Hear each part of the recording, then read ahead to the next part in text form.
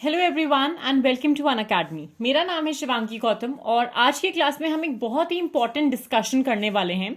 The Karnataka chief minister recently was talking about the countries first Marina, जो कि coastal Karnataka में आने वाला है, जहां पे वो ना ही सिर्फ पर्यटन को, टूरिज्म को प्रमोट करना चाहते हैं, बट जो भी कोस्टल एरियाज हैं उसका रीडेवलपमेंट, उसका सिक्योरिटी पे भी ध्यान देना चाहते हैं इन सच अ मैनर कि ग्रीन कॉरिडोर्स बना पाए, सस्टेनेबल ग्रोथ के साथ साथ ग्रीन टूरिज्म को भी प्रमोट करना चाहते हैं। And along with that, the seven wonders of Karnataka has been flamboyantly focused upon. बहुत ज्यादा ध्यान दिया जा रहा है on the seven pillars of Karnataka कि कैसे हम कर्नाटका की हिस्ट्री को लोगों तक दिखा सकते हैं।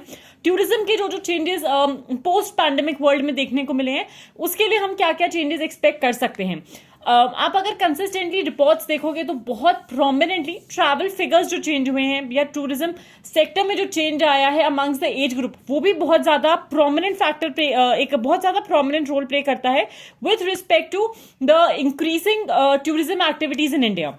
कोस्टल टूरिज्म को प्रमोट करने के लिए कर्नाटका में कंट्री का पहला मरीना कंस्ट्रक्ट किया जा रहा है in the place called as Byndoor, जो कि उडुपी डिस्ट्रिक्ट में है कर्नाटका में। इन द मैप ऑल्सो ये जो ग्रीन में एरिया हाईलाइटेड है, आप इसको देख सकते हो, this is the Udupi district. और यहाँ पे परमिशन मिल गई है उनको, इनको भारत सरकार से परमिशन मिलेगी, जहां पे थोड़ा बहुत कोस्टल रेगुलेशन जोन में ये लोग रिलैक्सेशन लेकर आएंगे। और फिर बीच टूरिज्म को कोस्टल एरियाज में along with that the Pilgrim tourism in the coastal areas of Karnataka कैसे प्रमोट किया जा सकता है, उस पर फोकस किया जाएगा। अब सबसे बड़ा सवाल from the examination point of view ये आता है कि भाई पहला तो ये सेवन पिलर्स, या अगर हम बात करें सेवन वंडर्स ऑफ कर्नाटका कौन से डिक्लेयर किए गए हैं। Along with that another prominent question which is the news would be coastal regulation zones क्या हैं और इनकी जो सिग्निफिकेंस है, इंपॉर्टेंस है, वो क्या होती है। अगर हम कोस्टल रेगुलेशन रूल्स की बात करें तो कोस्टल एरिया में कम से कम जो टाइड से अप टू 500 मीटर्स तक from the high tide level उस पर्टिकुलर एरिया को कोस्टल रेगुलेशन जोन के अंडर लेकर आया जाता है। और लो टाइड लाइन और हाई टाइड लाइन के बीच की जो एरिया होता है उसको हम लोग कोस्टल रेगुलेशन जोन बोलते हैं। ये डिक्लेरेशन 1991 में आया था। कोस्टल रेगुलेशन जोन को डिक्लेयर करने का सारा दायित्व होता है ministry of environment, forest and climate change का, जो कि एनवायरमेंट प्रोटेक्शन एक्ट 1986 के तहत काम करती है। और इसी के साथ साथ जितने भी रूल्स हैं, रेगुलेशंस हैं, इसके इम्प्लीमेंटेशन की जिम्मेवारी होती है स्टेट गवर्नमेंट्स की, जहां पे कोस्टल जोन मैनेजमेंट अथॉरिटीज के through they facilitate these particular rules. अगर हम कोस्टल रेगुलेशन जोन्स की बात करें, जितने भी हमारे कोस्टल जोन्स हैं, तो हमको क्यों इनको रेगुलेट करना है। तटीय क्षेत्रों में जो नियमन होता है, इसका क्या महत्व है, क्या इंपॉर्टेंस है, आइए वो देखते हैं। सबसे पहली चीज, ये इकोलॉजिकली सेंसिटिव एरियाज होते हैं जिसको हमको प्रोटेक्ट करना होता है, जिसमें मैंग्रोव्स, कोरल रीफ्स एक शील्ड का काम करते हैं from various natural disasters like tsunamis and cyclones. Coastal community की हम लाइफ को सुधारना चाहते हैं, जैसे फिशिंग कम्युनिटीज हो गई, along with the certain tribal areas जो यहाँ पे रहते हैं। इसी के साथ साथ रेजिलियंट मेजर्स लिए जाते हैं for mitigating the impacts of high intensity cyclones and climate change की वजह से जो भी सी लेवल राइज हो रहा है, और हम किस तरीके से डेवलपमेंट को बैलेंस कर सकते हैं वाइल इंश्योरिंग की कोस्टल एनवायरमेंट की कंजर्वेशन भी हम कर रहे हैं। कोस्टल रेगुलेशन जोन्स की अगर हम बात करें, हिंदुस्तान में कोस्टल डिस्ट्रिक्ट्स की अगर हम बात करें, because India has been blessed with more than 7,000 kilometre of a coast line, 250 million से ज्यादा लोग रहते हैं 50 kilometre of the coast line के विद इन, 3600 से ज्यादा फिशिंग विलेजेस हैं, 12 major ports, 185 minor ports and 4,120 square kilometre का मैंग्रोव का एरिया है। तो ये जो शेडेड पोर्शन आप ग्रे में देख रहे हो, ये सारे के सारे स्टेट्स के कोस्ट लाइन्स लगी हुई हैं, जहां पे CRZ1 में इकोलॉजिकली सेंसिटिव एरिया, CRZ2 में अर्बन डेवलप्ड एरियाज आते हैं up to the shore line, CRZ3 में रूरल और अर्बन एरियाज आते हैं, और CRZ4 में एक्वेटिक एरियाज आते हैं up to the territorial limits of India.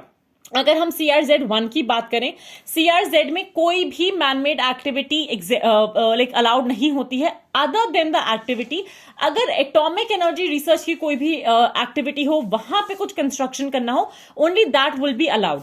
सो उस वजह से कोस्टल जोन्स अपने आप में बहुत प्रोमिनेंट रोल प्ले करते हैं, and the categorisation of CRZ1 to 4 in itself plays a super crucial role.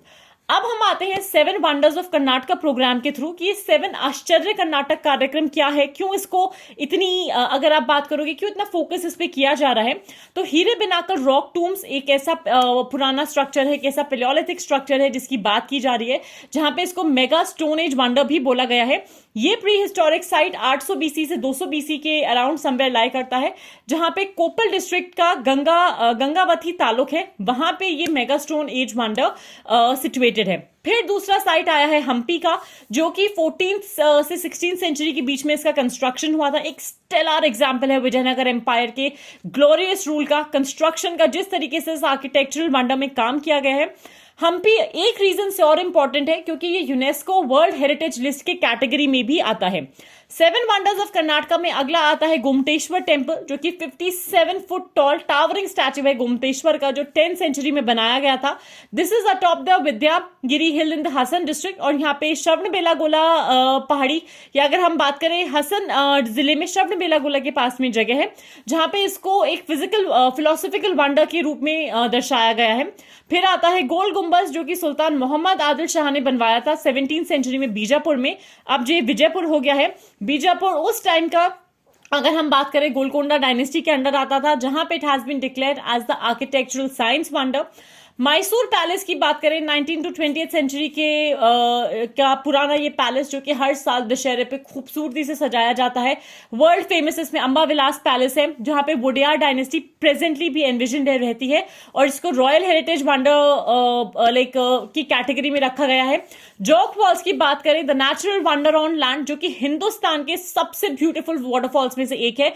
पानी 830 मीटर या 830 फीट की ग्रेट हाइट से नीचे की तरफ आता है। शिमोगा डिस्ट्रिक्ट में जॉग फॉल्स सिचुएटेड है, and it's a beautiful visual treat to the eyes. Finally the Netrani द्वीप या नेथरानी आइलैंड, जो कि सिंबॉलिक है ऑफ लव इटसेल्फ। जिस तरीके से जो हार्ट शेप्ड आइलैंड है, ये बना हुआ है अरेबियन सी के पास में मुरुदेश्वर उत्तरा कन्नड़ा डिस्ट्रिक्ट में, जहां पे इसको एक natural wonder on water declare किया गया है। सो आज की क्लास में मेरी तरफ से इतना ही। Stay tuned for more at Unacademy. Like this video, share it as much as you can, and subscribe to the Unacademy UPSC Unstoppable channel. Thank you so much and have a fantastic day everyone.